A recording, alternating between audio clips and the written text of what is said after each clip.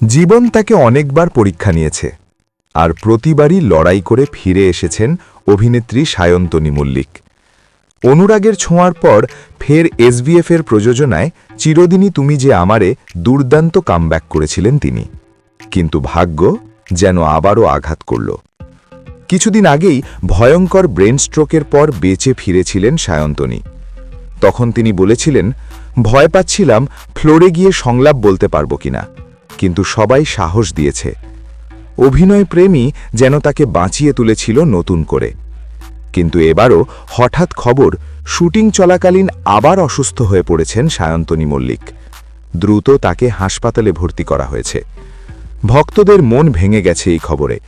কেউ বলছেন, আমাদের প্রিয় সায়ন্তনী যেন দ্রুত সুস্থ হয়ে ফিরে আসেন। অভিনয়ের প্রতি তার ভালোবাসা ও লড়াইয়ের মানসিকতা সত্যিই অনুপ্রেরণার।